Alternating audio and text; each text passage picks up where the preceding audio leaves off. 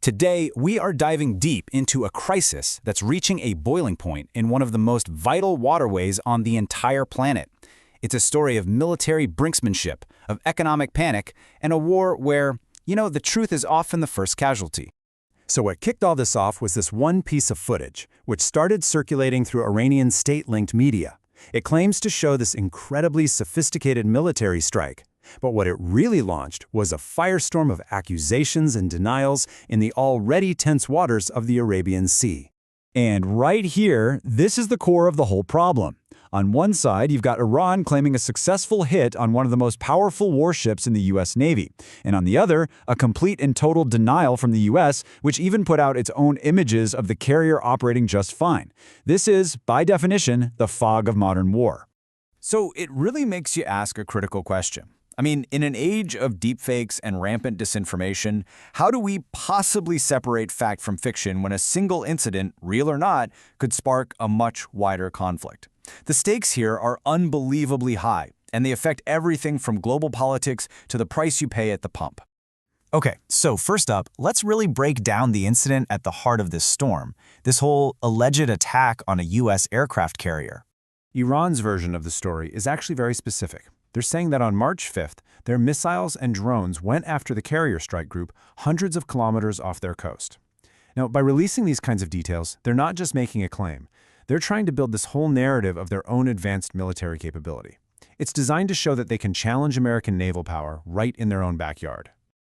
But, and this is absolutely crucial, Western military analysts are jumping in to say, hold on a second. For all the dramatic footage, there is zero independent proof. No satellite images, no third-party confirmation, nothing. And without that, these are just, they're just claims. And it's so important to understand what this alleged target really is. The USS Abraham Lincoln isn't just some ship.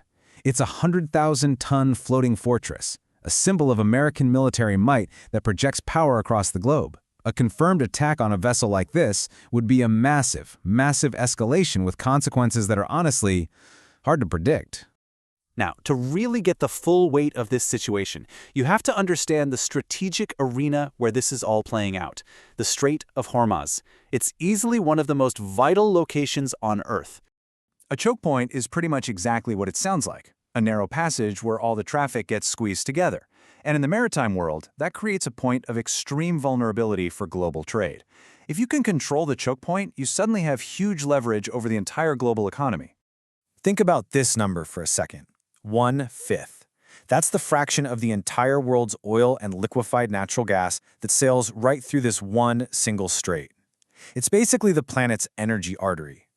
And this gives you an idea of what that looks like every single day. It's a constant parade of the world's most vital ships, tankers, freighters, you name it, sailing right alongside powerful naval fleets.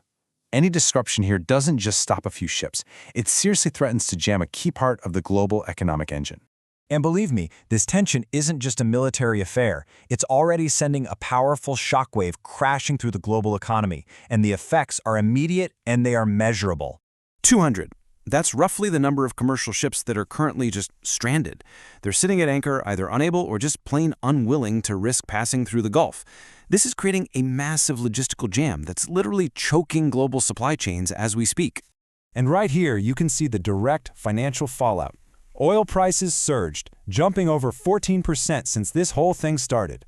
This isn't just a number on a trader's screen. It reflects a deep, primal fear in the market that the flow of energy could be cut off. And that fear translates directly into higher costs for all of us. And this has gone way beyond posturing. The crisis is spilling over into actual attacks on commercial vessels. First, there was a report of a missile strike on an oil tanker. The very next day, an explosive-laden boat hits another tanker near an Iraqi port. Then, a ship off Kuwait gets hit by a major blast.